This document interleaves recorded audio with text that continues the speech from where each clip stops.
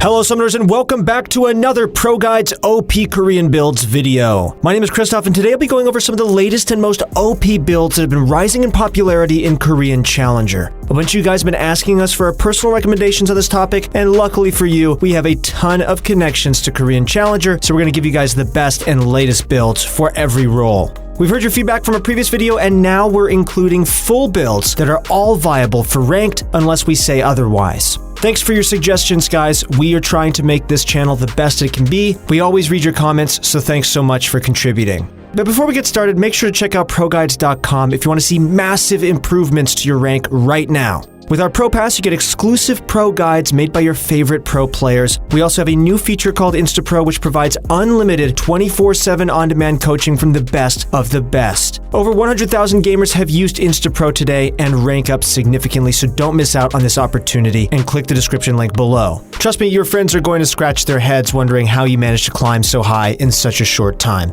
Also, if you guys are interested in teamfight tactics, don't forget to check out our website for exclusive teamfight tactics content. We have this amazing new items tool that you can use when you're playing the game that will help you win a lot more. Alright, now without further delay, let's jump right into the video. Starting off at the top lane, we have 3 builds for you guys that are great for ranked. First one is going to be Klepto FIORA. FIORA's held a decent spot in the meta for quite some time and has even received a couple buffs within the past few patches. In patch 9.13, there's been somewhat of a new FIORA build that's been rising in popularity in Korean Challenger. Although the standard build for her is Grasp or Conqueror, a ton of Korean top laners have been taking Kleptomancy instead. You'll want to take Klepto, Free Boots, Biscuits, Time Warp Tonic, followed by Resolve Second for Second Wind, and Revitalize. The items, though, are pretty standard with Ravenous Hydra, Triforce, Ninja Tabby, Guardian Angel, Sterix Gauge, and Bloodthirster. Try this out the next time you play FIORA. The amount of gold you generate is insane and can net you some free wins. Next up, we have PTA GNAR. Although GNAR hasn't held the best stance in the meta recently, a few Korean top laners have been giving him another shot and playing him in solo queue. But instead of going the traditional Grasp or Fleet route, they've been opting to go press the attack instead with a full AD build. The build starts with PTA, Triumph, Legend Tenacity, Coup de Grace, followed by Sorcery Second for Scorch and Transcendence. For items, you're going to want a Black Cleaver Rush into Boots of Swiftness, Ma, GA, Randuin's, and then an MR item like Adaptive Helm. With this playstyle, you'll not only have that huge teamfight presence with your Mega GNAR form, but you'll also be a split push threat in a side lane as well.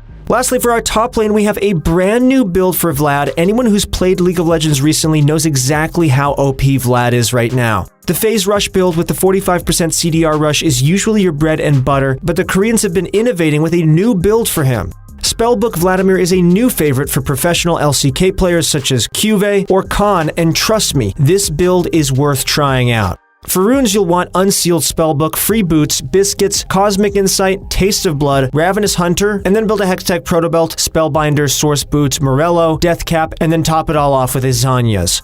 With Spellbinder and the Ghost Summoner spell from Spellbook, you won't need the extra movement speed from Phase Rush, which is what makes this build so OP. On top of that, you have an added layer of versatility and adaptability, which allows you to change your playstyle depending on the game.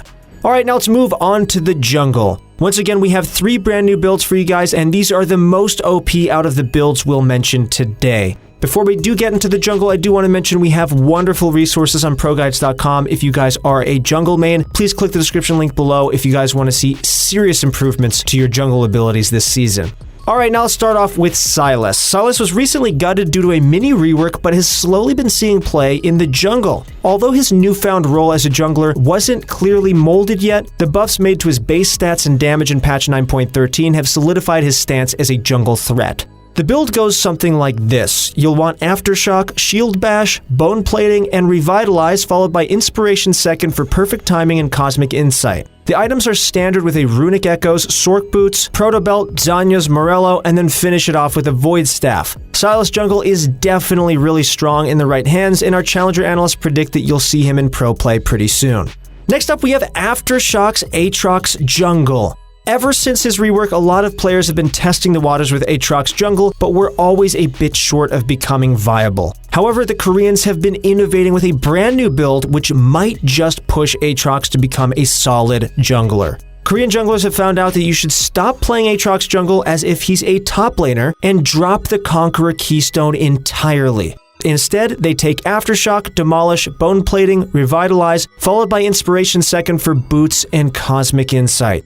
For items, it's almost the same as AATROX top. You'll want to go Warrior, Black Cleaver, Sterix, Tabbies, GA, and Death Stance. This build will surely see some play in pro play as well, so make sure to keep tabs on that. And the last on our list for the junglers, we have Echo. With all the tank junglers coming to the meta recently, champs like Kindred and Trundle have been extremely strong. However, what do the Koreans do when those two champs are banned? Well, pretty simple. They pick Echo. Echo Jungle has become a new staple in Korean Challenger and is a great counter pick to Sejuani. As Echo, you'll have a very healthy clear and you can melt tanks like butter. You'll want Electrocute, Sudden Impact, Eyeball, Ravenous, Absolute Focus, and Water Walking. Item-wise, Runic Echoes, Protobelt, Mercs, Zanya's, Lichbane, and Death Cap are your go-tos. Do not sleep on this pick. Even Challenger players in NA and EU, such as Arc Second, are spamming this for a reason. Alright, now let's get on to the mid lane. First up, we have full AP Cho'Gath. Although full AP Cho is already a thing, there's been a new twist to this build which is actually pretty strong.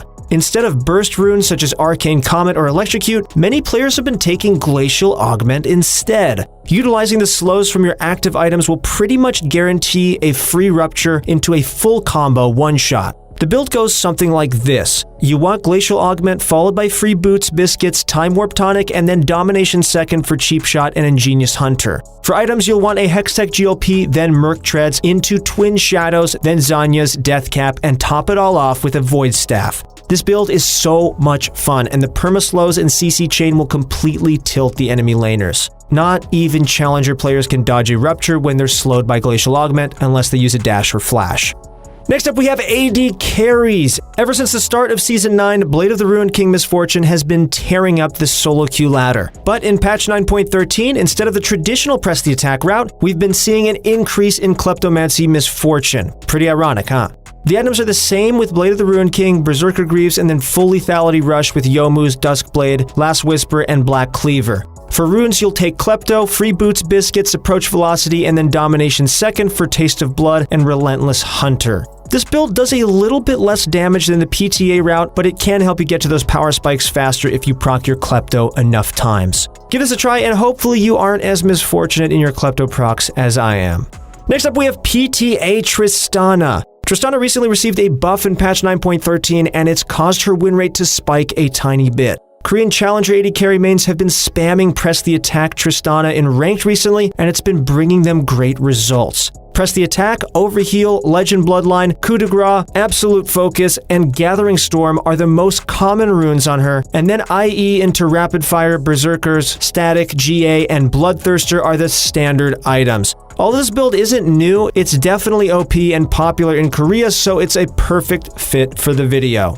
Lastly, onto supports, we have GLP Yuumi. If you played ranked the past few weeks, then you know just how annoying Yuumi can be. But what if I told you that there's a new twist to this build that makes her even more frustrating to play against than she is now? GLP Yuumi is the best build for supports if you want to tilt your opponents. It's already hard enough to dodge her Qs and ultimates, but imagine being slowed by 65% and trying to dodge them at the same time. The runes are standard with Arcane Comet, Mana Flow, Absolute Focus, Scorch, Presence of Mind, and Cut Down. For items, however, you'll want Frostfang, Athenes, GLP, Twin Shadows, Death Cap, and Redemption. But before you try this build, make sure you full mute the enemy team because they're going to say some pretty nasty things to you when they're tilted.